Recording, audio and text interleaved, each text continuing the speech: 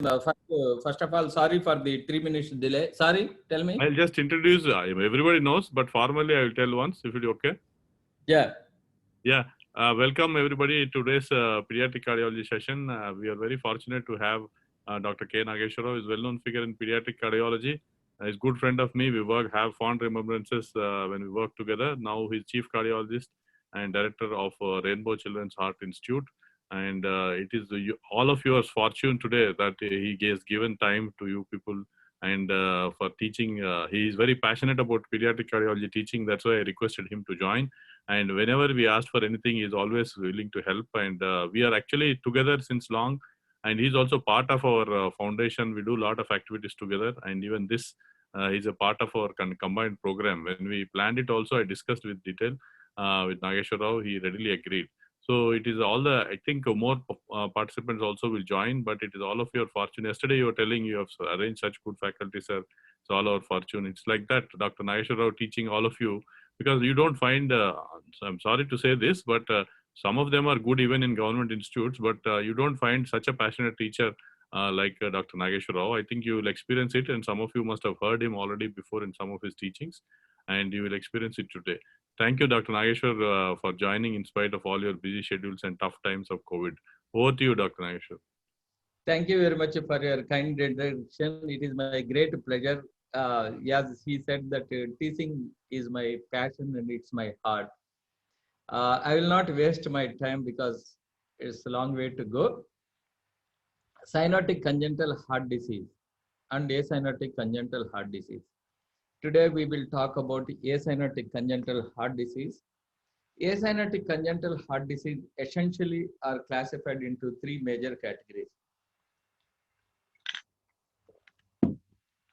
That is left to right shunt. The commonest congenital heart disease, you all know that it is a perimembranous ventricular septal defect. Left to right shunts are classified into two major categories, pre-tricuspid shunt and post-tricuspid shunt. The shunt before the tricuspid wall, like classical examples like atrial septal defect, partial anomalous pulmonary venous return are classified as a pre-tricuspid shunt, whereas shunt after tricuspid wall is classified as a post-tricuspid shunt. The reasons for that is these are somewhat relatively benign and asymptomatic in children, and development of complications like a pulmonary hypertension is much more delayed compared to the post-tricuspid shunt. Obstructive lesions are classified into two categories. One is right-sided obstructive lesions like pulmonary stenosis, left-sided obstructive lesions like aortic stenosis and coarctation of aorta. Miscellaneous conditions like Epstein's and mitral regurgitation are coming into. There are so many variants, but we will like to emphasize only these. So when you call about pre-tricuspid shunts, this is the commonest thing is the atrial septal defect. There are common atrium that's also considered as atrial septal defect, PAPVR. These are all classified under pre-tricuspid shunt because they are relatively asymptomatic. Whereas the post-tricuspid shunts, they are having a heart failure. That's why we actually separately classify them, as I told. Acyanotic congenital heart disease with the left to right shunt, usually in post-tricuspid shunt, they will have commonest feature is heart failure. If you ask any mother, mother will tell, my baby is having feeding difficulties. That means baby would like to take feeding for a while and then stops suddenly, goes into sleep or gets tired or fitting and takes rest for a while and then comes back and takes feeding because baby is having a hunger, both air hunger as well as real hunger. So because of the air hunger means it's a respiratory distress, a heart failure. So this is called as a suck rest cycle phenomenon. There will be failure to thrive in spite of adequate feeds because heart failure is a catabolic state and recurrent respiratory tract infections will be there. If you examine, there will be active precardium, loud pulmonary component, shunt murmur will be there, and flow murmurs will be there. We'll talk more detail about that. So heart failure in children is much more common than adults due to structural heart problems because the ventricular compliance is less in children. The same degree of myocardium, the number of myocardial elements are less in children. The sarcomere length for the preload, given preload, the stretch is not that much. That's why Frank-Starling mechanism, if you look at it here, it doesn't really work like in adults. It fails very fast. For a degree of given preload, the myocardial stretch is not that much. That's why the heart failure is very fast. The ventricular volume reserves, left ventricular end-diastolic volume reserve is less. Heart rate reserve, in an adult heart rate is 72. If there is a heart failure, it can go to 90 to 120. Whereas in an infant, already heart rate is 100 to 120, the reserve is very less. So these are some of the mechanisms of why they develop a heart failure much earlier, and also due to structural heart problem in children. Moreover, as I told you, the fewer myocytes and greater proportion of connective tissue, and the right ventricle is hypertrophied during fetal life. As baby is born in neonatal period, the PVR drops gradually. The right ventricle loses its stiffness over the period of time. Suppose you have a stiff right ventricle in the presence of a large VST or PDA, a large VST for an example, or TAPVR, some of the conditions, the heart failure sets very well, because right ventricle is like a balloon structure. Right ventricle distance. Suppose if we have a stiff right ventricle like a coconut, the heart failure is very common. That is called as decreased compliance of the right ventricle. So these are some of the mechanisms. However, I would like to show you a couple of pictures before we go. You all should know that heart is initially to start with a tube. Two tubes on either side will be there, which has got the constrictions at 3 levels, leading to you have a structure like this. So initially there will be, I will show you, there will be angiogenic cells here. These angiogenic cells will be fused and forms 2 pair tubes on either side, ventral and dorsal, and it fuses on the ventral side and forms the atrium, ventricle, bulbus, that is called as conus, and truncus arteriosus. A single great vessel will be there. So then there will be a maneuver called as a folding.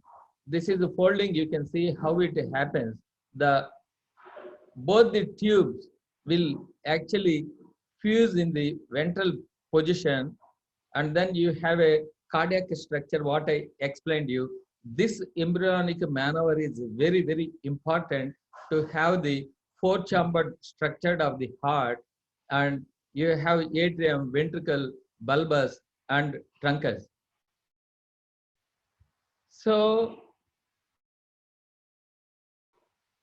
once it is formed folding, then you have a constriction. The middle portion of the cardiac tube will be pushed caudally and anteriorly, leading to an S-shaped structure here. You see the primitive circulation, the circulation up to first 4 weeks as a single circulation. You have a common S-shaped tube going from the umbilical vein to the truncus and then to the body. Whereas after 4 weeks, you have separation of the circulation. Umbilical vein and umbilical artery blood circulation will be separated, in spite that there is a communication at the atrial level as well as ventricular level. So if you see here, you have a common atrium, common AV valve, and also there is a interventricular communication. So various levels of embryological arrest can happen, and that will cause heart diseases. Here you can see the same tube, what I told you, going into caudally and anteriorly. From there you can see the great vessels, the conotruncus will be formed and the great vessel will be formed. This is what they called as looping. Normally, there will be D-looping. In some cases, opposite looping will be formed. It is called as L-looping. So in pre-tricuspid shunt, initially, there will be formation of initially there will be complete one atrium that is called as common atrium. Then there will be formation of the septum primum. This septum primum comes posteriorly and caudally towards the AV canal here. While it is coming fuses with the AV canal, there will be a transient hole. This is called as ostium primum. So once the primum septum fuses with the AV canal, to maintain the circulation, there will be fenestrations here. These fenestrations will form, leading to a hole here that is called as ostium secundum. So what will happen? The subsequently septum secundum will be formed, which will come and regulates this particular hole, the ostium secundum hole. Suppose you have a small septum secundum or a large ostium secundum, the fenestration, or the primum septum doesn't come and then fuse with the endocardial cushion, like you see in Down syndrome, you have variety of atrial septal defects. You can have a primum AST here, you can have secundum AST, or you can have common atrium. So that is what the atrial septal defects, in summary embryology, how it will be formed. Whereas sinus venosus AST, that is totally different embryology, whereas sinoatrial junction from the superior vena cava or inferior vena cava fusion will be abnormal here. The septum will not be formed. That's why they will have sinus venosus AST. Almost always there will be association of the partial anomalous pulmonary venous return in these patients. So what will happen? So in AST, the blood from the left atrium comes to the right atrium, and there will be admixture, and more oxygenated blood will go to the pulmonary artery. So over the period of time, the lungs will receive lot of oxygenated blood, leading to some kind of structural changes in the pulmonary vasculature, especially distal and middle pulmonary vasculature, and leading to pulmonary vasoconstriction and pulmonary hypertension. Pathological changes of Eisenmenger syndrome will happen. I will talk to you that a little bit later. So in case of atrial septal defect, the shunt is depend on so many factors. One is respiration. If there is intrathoracic negative pressure, you take a breathing like this, the right atrial filling pressures will be reduced, systemic venous return will be increased. So what will happen? The net left to right shunt from the left atrium to the right atrium will come down little bit. So during expiration, more amount of shunt from left atrium to the right atrium will be seen. Similarly, during cardiac cycle, the shunt reaches its peak in the late systole and early diastole. So it is not that uniform throughout the cardiac cycle. It changes as per the atrial contraction and the pattern of flow. You have right pulmonary veins close to the interatrial septum. So there is a tendency that right pulmonary veins preferentially will flow to the right atrium. So you will see more amount of pulmonary venous return coming from the pulmonary veins to the right atrium. Similarly, when you do the echocardiogram, you have right pulmonary artery flows are high. Same, if you do the X-ray chest, right lower pulmonary artery will be enlarged. When you auscultate carefully, the ejection systolic murmur is audible predominantly on the right side of the chest. So all these hemodynamics are interlinked in case of atrial septal defect. What will happen if you don't close that? ASTs lesser than 8 millimeter, lesser than 6 millimeters may have tendency to close spontaneously in close to 40 to 50% of the situation in less than 3 years. So this is a little bit old data.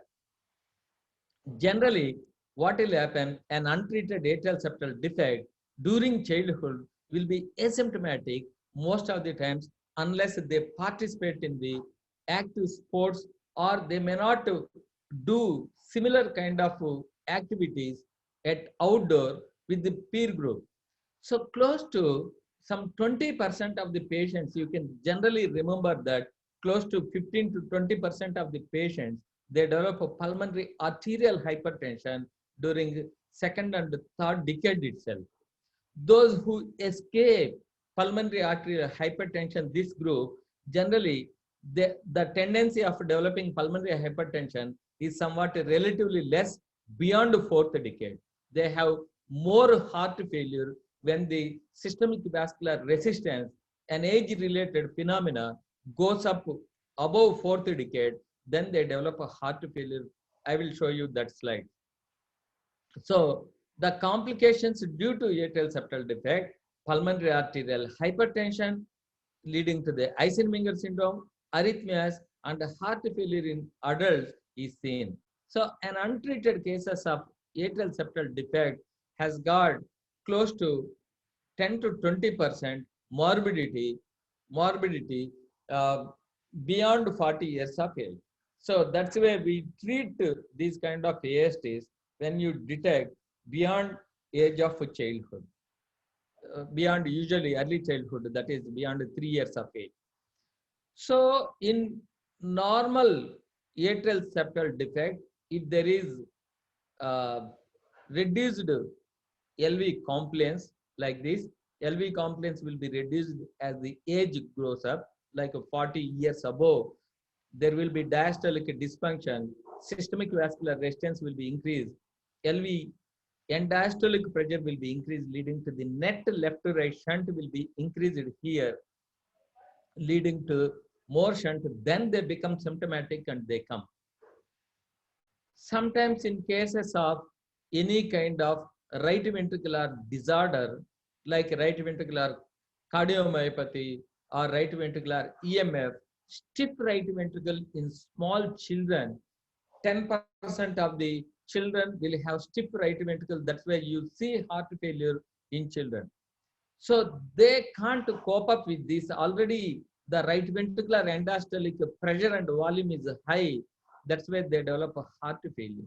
So the two important subsets, one is a non-compliant right ventricle, stiff right ventricle or right ventricular disorder. Second is development of increased SVR over fourth decade, above fourth decade, they can have heart failure.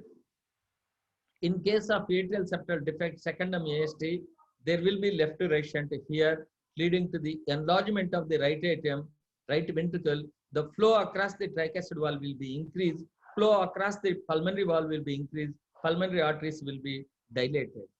Whereas primum AST is often associated with the mitral regurgitation because they have inherent cleft mitral valve. It is a part of endocardial cushion defect. So the mitral regurgitation will go to the left atrium. There will be increased LA pressure leading to the more shunt, or else the mitral regurgitation to the cleft through the primum AST directly will go to the right atrium. This is called as an indirect Gerbody defect. That's the way primum AST people often they present earlier compared to the secondum AST patient. Something like sinus venosus AST, this is high secondum where the superior vena cava fuses with the right atrium. You have the sinoatrial septal defect here, almost associated with the partial anomalous pulmonary venous return. So here you have SVC AST and also a partial pulmonary venous return. So the net shunt, in spite of the small sinus venosus AST, is going to be high based on the shunt, based on the RV compliance and development of SVR. These behave similarly like secondum AST. So here you can see the one of the example of the common atrium here. You know that here the fusion of the septum primum itself is absent, and you can see the regurgitation, mitral regurgitation, some tricuspid regurgitation. So these patients, they present somewhat much earlier. You can see the pulmonary venous return is directly coming to the right atrium here, behaves like a large fossa ovalis AST here. These patients develop present much earlier, and also they develop a heart failure somewhat earlier than the second atrial septal defect. How do you approach them? You need to evaluate the history, general appearance, ventricular dominance, great vessel relationship, and second heart sound, murmurs, X-ray, ECG, echocardiogram are integral part of the examination, which confirms your clinical diagnosis. Pre-tricuspid patients in infants, asymptomatic, and also most of the pediatricians, including cardiologists, when you auscultate an infant, they will have tachycardia, sometimes respiratory infection, conducted sounds, and the split may not be appreciable because shunt may not be that high in infants because of the relative, the right ventricular hypertrophy. Right ventricular hypertrophy will be resolved to normal right ventricle, that is thin ballooned out right ventricle after second year. So in the first 2 years, right ventricle will have relative stiffness, that is the physiological. That's why shunt is not that really great during infancy. You may not be able to appreciate the split in some cases. It's not necessarily in all. The clinical findings may not be obvious in young children. So as I told you, the clinical features are shortness of breath, fatigability, exercise intolerance, palpitations because of the right ventricular volume overload situation, and rarely family may give that there is a recurrent lower respiratory tract infection.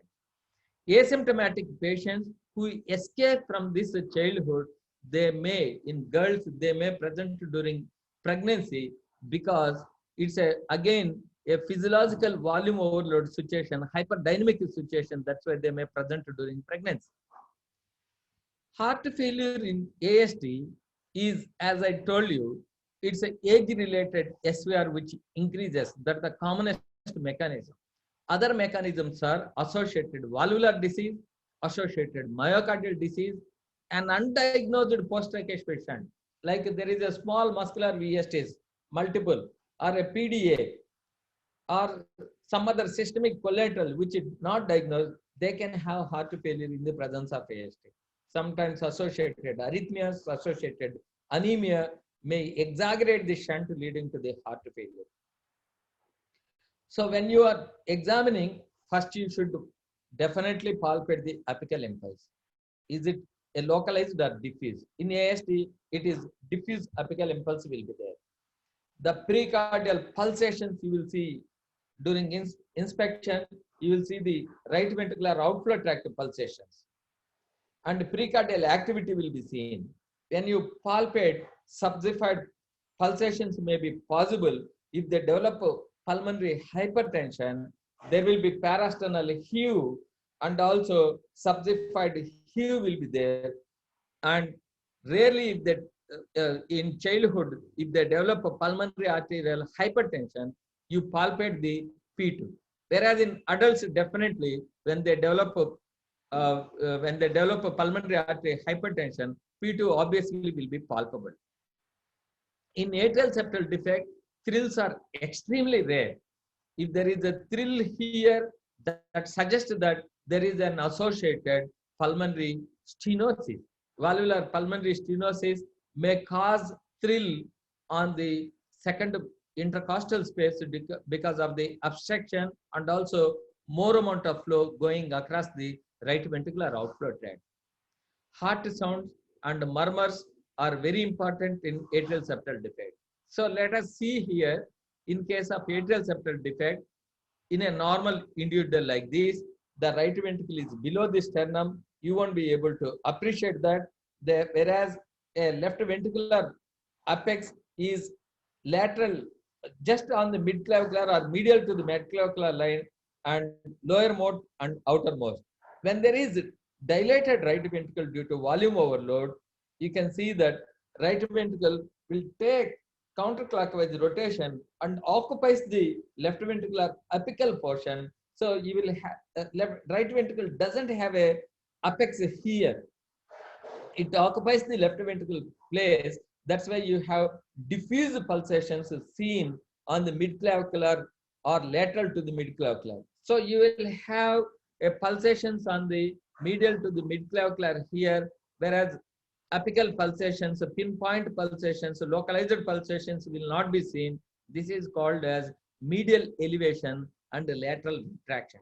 You can read a book called Perloff Clinical Examination, will be described very nicely. So what are the hallmarks of the pre-tracheic patients? The hallmarks are fixed wide split, pulmonary ejection murmur, and tricuspid diastolic murmur. You all know that why fixed wide split will come. So what will happen during inspiration? Negative thoracic pressure, more amount of venous return to the right atrium, right ventricle. So right ventricle end-diastolic volume will be increased.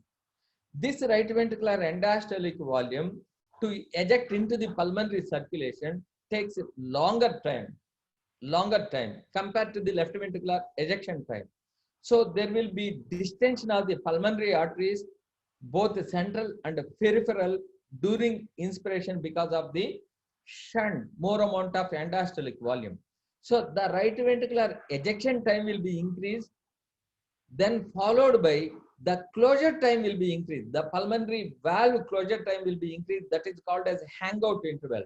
So number one, hangout interval will be increased, and pulmonary artery recoiling. It doesn't recoil very rapidly. It takes time. That's why hangout interval will increase.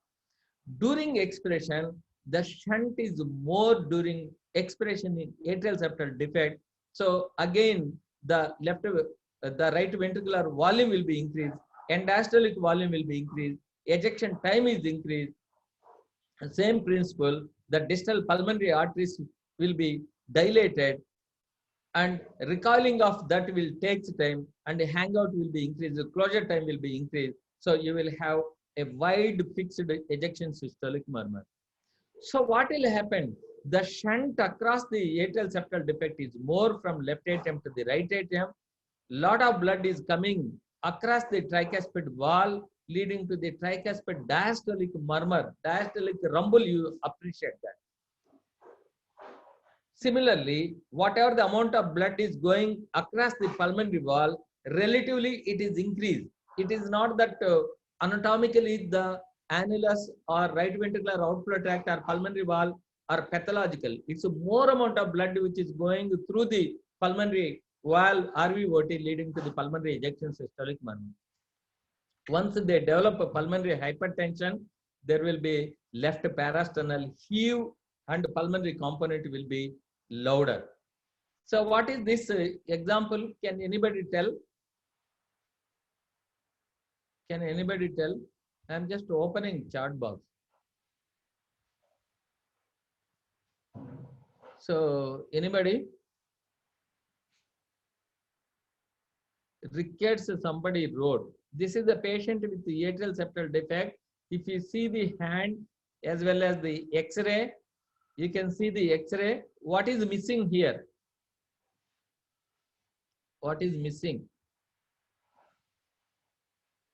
So radius is missing. So absent radius. This is nothing but Holt-Oram syndrome. Holt-Oram syndrome is commonly associated with large atrial septal defect or common atrium or secondum AST is associated. So when you see clinically, if you have this kind of skeletal abnormality, better to rule out atrial septal defect. So the differential diagnosis for the atrial septal defects are tricuspid wall disease, right ventricular disease, and also valvular PS. And of course, partial anomalous pulmonary venous return will mimic most of the times like AST. So in case of left right shunt, sometimes you have a pathological differential diagnosis like a LV to RA shunt, but most of the times here it is pansystolic murmur. That's why we have clinical differential diagnosis of VST rather than the atrial septal defect in these conditions. RSOV. These are all differential diagnoses for the atrial septal defects. Let us see tricuspid valve disease. Commonest tricuspid valve disease is Epstein's anomaly, where the septal tricuspid leaflet is displaced here. There will be regurgitation here, leading to volume overload of the right atrium. And again, there may be atrial septal defect. There may be left to right shunt or right to left shunt based on the severity of the Epstein's anomaly. The amount of flow across the tricuspid valve will be increased. So these patients will have split second heart sound and multiple clicks, non-ejection clicks, and also there will be short early systolic murmur here. RVOT pulsations will be very obviously seen, but there won't be any pulmonary arterial hypertension in case of Epstein's anomaly. So Epstein's anomaly, I have not seen pulmonary hypertension in Epstein's anomaly. Generally, we call it as a normotensive TR or low pressure TR, leading to which mimics like closely the atrial septal defect. Right ventricular disease, whenever there is right ventricular cardiomyopathy here, you can see right ventricle is dilated, distended, either due to endomyocardial fibrosis or myocardial disease here. What will happen? There will be increased JVP, there will be presence of S3 and early systolic murmur due to tricuspid regurgitation. Again, there is no pulmonary hypertension here, but due to myocardial dysfunction, there will be tricuspid regurgitation. So presence of raised JVP, presence of S3, diffuse pulsations, and absence of wide fixed split. Sometimes it may be there wide mobile split because of the right bundle branch block, usually suggests there is associated or there is a right ventricular cardiomyopathy, which giving confusing picture of atrial septal defect. In case of atrial septal defect, if you take ECG, there will be right bundle branch blockage here. You can see that right axis deviation. Why right bundle branch block happens? In case of AST, you all know that right heart is dilated very much. Right ventricular outflow tract also dilated. So there will be delayed conduction because of the dilated right ventricular outflow tract, leading to right bundle branch blockage here. So if you see an ECG like this in a clinically suspected AST, now can you read this ECG? This is a 12-lead ECG. You can see QRS axis here. There is a left axis deviation because L1, if you see, there is a tall R wave rather than S wave here. Here, deep S waves is suggestive of left axis deviation. When you have left axis deviation and right bundle branch block, usually it suggests it is a primum atrial septal defect. It's a part of endocardial cushion defect. So part of endocardial cushion defect. Whereas secondum AST, you have right axis deviation and the right bundle branch block. So MR sometimes confuses you whether it is AST with MR or isolated MR. MR is often associated with the atrial septal defect due to multiple mechanisms. Number one is mitral valve prolapse or associated rheumatic heart disease, or there is a presence of cleft mitral valve, as I told you in case of endocardial cushion defects leading to the MR. So presence of wide fixed split, and also there is a pansystolic murmur here, and mitral diastolic murmur usually gives an impression that there is an associated mitral regurgitation in the presence of atrial septal defect. So when there is a mitral regurgitation, what will happen? The left atrial filling pressures will be increased. The mitral regurgitation jet will go to the left atrium, leading to the more shunt will be there. So they will have raised JVP, prominent V wave, and there is a cardiomegaly which is out of proportionate, and there is definitely a mitral regurgitation murmur. That's how you diagnose mitral regurgitation in the presence of AST. Presence of pulmonary arterial hypertension or myocardial disease, usually they will have pulsatile liver. In the presence of Lutten-Becker syndrome, you all know Lutten-Becker syndrome is a mitral stenosis associated with atrial septal defect. A congenital atrial septal defect and a rheumatic mitral stenosis is the common one. where the obstruction to the mitral valve doesn't allow blood from left atrium to the left ventricle freely.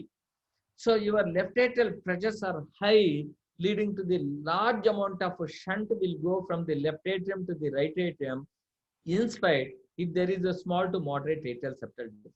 So there will be large amount of blood will go. That's why these patients sometimes will have a loud murmur, very rarely associated with the thrill. In atrial septal defect, isolated atrial septal defect, thrill is never a clinical feature. Always the murmur is lesser than grade 3. If there is associated thrill, suggestive of pulmonary stenosis, or very rarely like Luttenbacher syndrome. In this case, there will be almost always heart failure. So in case of valvular pulmonary stenosis, there will be left parasternal lift, systolic thrill, inconstant click, ejection systolic murmur out of proportion to the left right shunt will be there. So if they develop pulmonary artery hypertension, there will be parasternal heave, PT will be louder, pulmonary ejection systolic murmur will become shorter, tricuspid diastolic murmur will become shorter, and murmur of PR and TR will be formed over the period of time when they develop pulmonary artery hypertension. You can see atrial septal defect without uh, pulmonary artery hypertension. There is a cardiomegaly here, right atrial enlargement, and you can see the apex which is above the diaphragm here. Pulmonary artery, both right pulmonary artery and left pulmonary arteries are dilated. When they develop Eisenmenger syndrome and left ventricular dysfunction, they will have cardiomegaly continuously, and pulmonary arteries will be dilated, and they may develop a PVH in the presence of myocardial disease. So echo will show you definitely evidence of that there is a AST, and we need to assess the pulmonary pressures, right heart dilation, amount of the shunt direction, pulmonary veins. So these are the parameters we look. So in a parasternal apical view and parasternal long axis view, you will see the paradoxical motion here, right heart dilation here. You can see the right atrium, right ventricle are dilated. If you do transesophageal echo, you will find out atrial septal defect here. Whereas in case of sinus venosus AST, subxified view will give you a very good idea that there is a hole here between the left atrium to the right atrium. And in primum AST, in four-chamber view itself will show you there is a defect at the level of the crux here. You can see both the AV walls at the same level. So from the treatment point, atrial septal defects can be effectively closed irrespective of the symptoms after 3 years of age. Before 3 years, generally we don't close it because asymptomatic, it won't cause any problem. A large atrial septal defects, we do open heart surgery or a minimal thoracotomy surgery, right thoracotomy surgery, and then put a pericardial patch here and then close effectively. In some cases, we actually, this is a large atrial septal defect. He has got a coronary artery disease also, leading to the left right shunt. Significant left right shunt. You can see that AST in transesophageal echocardiogram and big AST. This is called as a 3D echocardiogram. You can see the AST. What we do is we take a device here, atrial septal occluder. You can see the atrial septal occluder. We are putting a hole here called fenestration. This is a particular patient with coronary artery disease. That's why we created fenestration. And then we close atrial septal defect under fluoroscopy, X-ray. Here you can see effectively we can close with a device. No need for surgery. But all cases cannot be closed. A large defect with a deficit rim, so primum atrial septal defect, sinus venosus atrial defect, cannot undergo this kind of device closure. They have to go for the surgery. So I will take a couple of questions. If we have, then we'll move on to the AST, VST, then probably we'll see. So the questions are, sir, AST, VST, will they close spontaneously or surgery needed? Good question. I told you that 40% of the atrial septal defects, less than 8 millimeter, less than 6 millimeter, they tend to close in 3 years of age group. After 3 years, they will never close. Whereas ventricular septal defect, close to 60% in lesser than 5 years, they may close spontaneously. So is there any patient with the question is incomplete. Sir, how do we identify parasternal heave? Parasternal heave, you always keep your hand on the lateral border of the sternum on left side. You will see, observe the lift. Grade 1, 2, 3 are there. Grade 1 is very difficult. Grade 2, or else you can keep a pencil and you see the lift. Grade 2 and 3, you can easily identify that. So I think these are the two questions are here. And what is the, so we got one more question is coming up. Can patients be asymptomatic till middle or late age group? Good question. Atrial septal defect patients can be asymptomatic as long as right ventricle behaves like a balloon. You put water in balloon, balloon will distend. There is no problem. It will burst when it cannot tolerate. Similarly, right ventricle is like a balloon, it distend. When it is becoming stiff or more amount of blood is going due to SVR, high SVR, then they will have heart failure. Till that time, they are going to be asymptomatic for long time. Why primary AST, secondary AST show left axis and right axis? I will take class on the during ECG time. What will happen during endocardial cushions? The bundle is pushed more posteriorly and inferiorly. The AV node and his bundle will be pushed more posteriorly. So there will be counterclockwise loop, and also the QRS vector will go on the left side rather than right side. That is the problem. Basically, it is the defect of the endocardial. That's why the bundle is pushed more posteriorly and inferiorly. So I think I will go to the post-Rakesh patients. Post-Rakesh patients, you have many examples are ventricular septal defect, patent ductus arteriosus, aortopulmonary window, and also acquired causes like a rupture of sinus of Valsalva, and congenital causes like a coronary AV fistula to the right ventricle or to the pulmonary artery. A combination of shunt due to endocardial cushion like atrioventricular septal defect also classified under post-Rakesh patient because of their clinical behavior is like ventricular septal defect. So isolated ventricular septal defect is the commonest congenital heart disease, which actually contributes to 20% of all congenital heart disease. Today, you have 1,000 babies are born in Hyderabad, of which 10 babies will have heart disease, variety of heart disease, of which 20% will have ventricular septal defects. So that common is the VST. And also VST may be a part of so many complex heart diseases like a tetralogy fellow, double outlet right ventricle, truncus arteriosus, tricuspid atresia, type B and C, interruption aortic arch. All these are associated a part of the circulation in complex congenital heart disease. So everybody should know about ventricular septal defect. So in the beginning, what will happen? There will be muscular septum coming posteriorly and caudally, which actually comes here. These are all called as a primum septum or trabecular septum. Then there will be interventricular foramina to maintain the circulation here. So you have endocardial cushion, outlet septum here, and also inlet portion of the septum. So over the period of time, when they form the outlet septum, initially there will be formation of the spiral septum. This is to divide pulmonary artery outflow and also left ventricular outflow. When you have an S-shaped spiral septum like this fully formed, both the pulmonary artery and aorta are separated.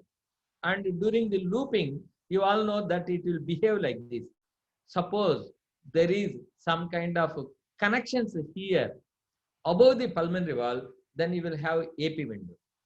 So the fusion of this membranous septum to the endocardial cushion and also to the primary septum will have junctions. That's why you have a midmuscular VST, then anterior marginal muscular VST, outlet VST, or membranous VST. Membranous septum is the last one which is formed. That's why membranous VSTs are common in your routine practice. So in case of a membranous septum, this all membranous septum here, membranous septum here. The membranous septum can be extended into outlet, muscular, or inlet. The muscular VSTs are anterior muscular, apical muscular, posterior muscular, and mid-muscular. So either membranous septum VST or muscular VST can extend into surrounding structures called as perimembranous VST with inlet extension or infundibulum extension or outlet extension. When do you call small, moderate, and large? A small defect is lesser than a VST which is lesser than 1/3 of the aortic orifice, in which the blood flow to the pulmonary artery is lesser than 1.5:1. They will have normal pulmonary artery pressure. Whereas a moderate VST is having a diameter or 1/3 to 2/3 of the aortic orifice. So they will have shunt more than 1.5:1, and also the pulmonary artery pressures are going to be behaved based on the amount of shunt. Whereas a large VST, the VST diameter is always more than 2/3 of the aortic orifice, and the pulmonary artery pressures are almost higher, and they develop pulmonary artery hypertension much earlier. So in VST, the shunt will be established. If you look at the fetal physiology, fetal right ventricular pressures are high because of the pulmonary artery pressures are high, because the lungs are solid, pulmonary vascular resistance is high. So even if there is a VST, there won't be any shunt from the left ventricle to the right ventricle. So once the baby is born, baby takes breathing, the lungs are open, the pulmonary artery pressure starts dropping, the PVR will come down. So what will happen? The shunt will be increased. Then they develop a heart failure in 4 to 6 weeks of age. So that's how the shunt will be established in case of ventricular septal defect. So over the period of time, there will be increased pulmonary blood flow. There will be shear stress or circumferential stress to the a small pulmonary vessels here, that is the distal and medium sized pulmonary vessels, leading to the endothelial dysfunction and vascular remodeling.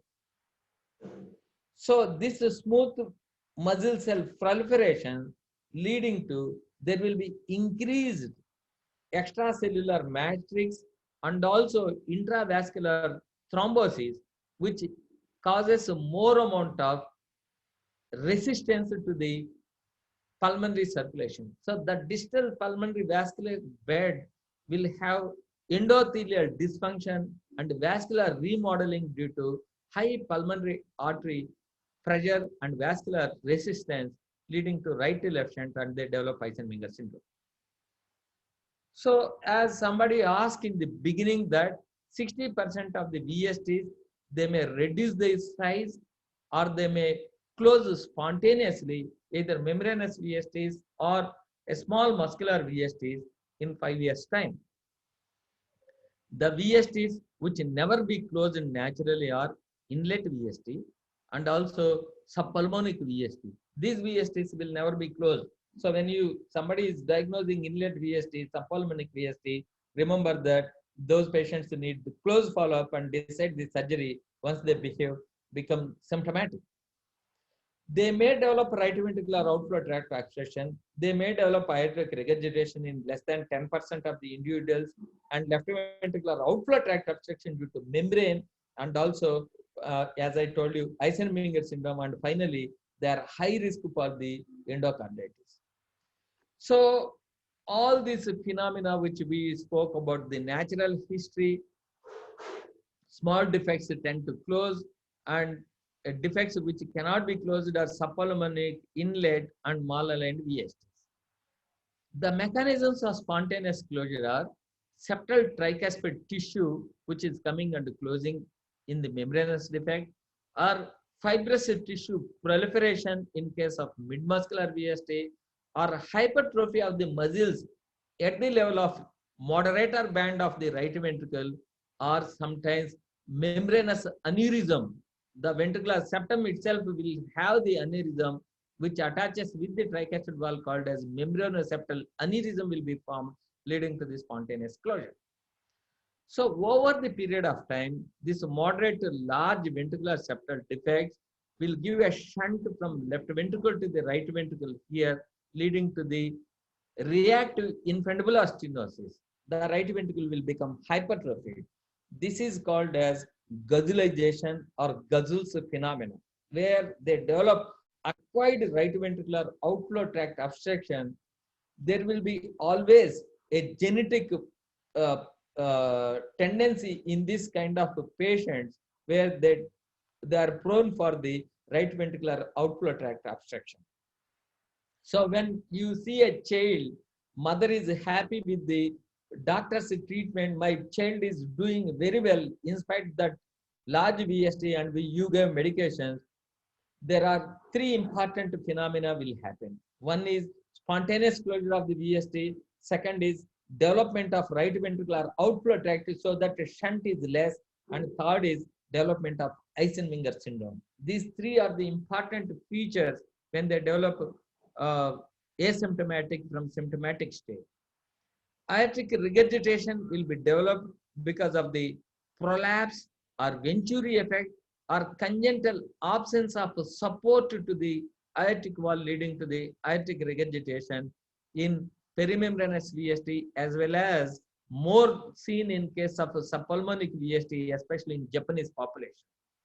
So these large to moderate VSTs will have heart failure, failure to thrive, recurrent lower respiratory infections. You can see that this picture is not running for some reason. You see that the subcostal retractions, intercostal retractions, and baby is having a diaphoresis. That means excessive sweating, and there is increased work of breathing, feeding difficulties, suck rest cycle, easy fatigability. All these are features of ventricular septal defect with the heart failure. Excessive sweating is due to sympathetic overdrive as a compensatory phenomena of the heart failure, and failure to thrive because of the hypercatabolic state and poor feeding is seen in case of VST. And recurrent respiratory tract infections, often they come because of the anatomical relationship with the pulmonary arteries, left atrium, tracheobronchial tree, pulmonary over circulation leading to the alveoli, and peribronchial exudates will be seen. There will be reduced ciliary movements of the terminal bronchus cilia leading to the accumulation of exudates, and they develop microatelectasis. This may cause wheezing, tachypnea, respiratory distress, and prone for the recurrent respiratory tract infections. So in a VST, you have more amount of alveolar exudates here. Lungs are too much congested, and if they develop pulmonary edema, you will see distantly air bronchogram in this patient. Untreated cases will have LV apex and also biventricular apex over the period of time because they are developing the right ventricular hypertrophy and parasternal lift. There will be systolic thrill in case of a restrictive ventricular septal defect, and the P2 will be loud in this patient. Based on the amount of the shunt and also restriction between the LV and RV, there will be pansystolic murmur, which is harsh, not like soft and blowing like you see in mitral regurgitation. In case of a large VST, you will see early systolic murmur and mid-diastolic murmur across the mitral valve. There will be flow rumble from the left atrium to the left ventricle here because more amount of flow goes through the mitral valve leading to the mid-diastolic rumble. Rarely, if they develop pulmonary regurgitation, they develop early diastolic murmur. This is the typical X-ray of the large VSD. You can see the cardiomegaly here. The apex is towards lowermost here. There is lot of pulmonary vasculature suggestive of plethora is there. ECG will be typical of like this. There will be right axis deviation. The mid precordial complexes are very high, called as cardiovagal phenomena. And also you can see left ventricular forces are high, right ventricular forces are high. When you see left axis deviation in a clinical suspected VSD, here you can see the axis is QRS axis is left axis here.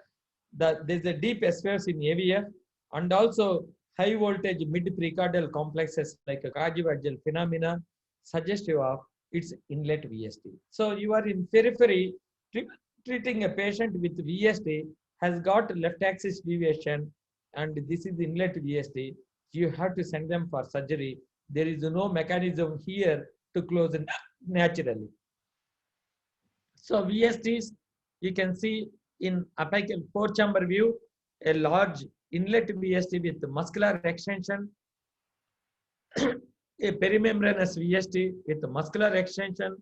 This is in short axis view. You will see in Tolok-like position, this is a large left radiation. So you will see in all views differently based on the location. Whereas this is the Down syndrome baby, you can see the Simon crease and also a small mouth here, depressed nasal bridge. I can't show you that. And there is an inlet VSD. So if you take ECG, there will be left axis and high voltage precordial complexes will be there. When they develop pulmonary hypertension, these babies will become asymptomatic. There won't be any flow murmurs. Cardiomegaly will be reduced. And if you do cardiac catheterization or angiocardiograph, you will see the VSD like this. This is a left ventricular angiogram. This is a moderate ventricular septal defect. You can see the membranoseptal aneurysm is being formed here. Those things. So we will decide if they develop pulmonary artery hypertension based on so many parameters. Clinical failure to thrive, increased precordial activity, mid-diastolic murmur, definitely operable, cardiac enlargement, ECG Q waves, and good forces. And if there is cyanosis, less cardiomegaly, and right to left shunt, inoperable. In those individuals, we do cardiac catheterization and calculate the PVR, and PVR SVR goes high above 0.5 or PVR goes more than 6. Those are absolutely contraindicated for surgery. I think I will stop at this point. Maybe I will continue tomorrow and I will touch the other cases, cyanotic congenital heart diseases tomorrow, and let us take 1 or 2 questions. Yeah, that's what I was doing.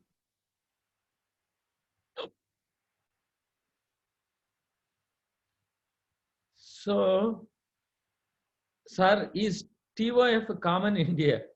It's absolutely common. We regularly, every day in our hospital, we see at least 3 to 5 tetralogy fellow. Very common. So, sir, can you please explain Eisenmenger syndrome? We'll explain Eisenmenger syndrome. So there will be left duration. Over the period of time, they develop pulmonary artery hypertension. Because of the pulmonary artery pressures, either systemic or suprasystemic, there will be right to left shunt. So that is in summary Eisenmenger syndrome. I told you about the pathophysiological mechanisms. Again, I will repeat you tomorrow. The murmurs of the VSD, again, I will repeat you in the morning itself tomorrow. Then there will be pansystolic murmur, early systolic murmur, mid-diastolic murmur, and early diastolic murmur in VSD. Niharika, that is going to be your homework.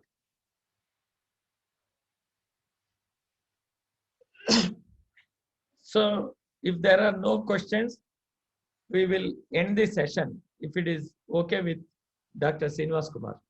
Okay, sir. Thanks. Everybody enjoyed your talk. I think I also enjoyed it. The passion with which you teach is seen. And they're requesting to show 1 or 2 case examples. Tomorrow, I think you have showed one of ASD. Tomorrow Okay. also we can have one tetralogy, something like that for interest sake. Huh? Sure. I will show you all. Okay. Thank you, Sure. sir. We will leave.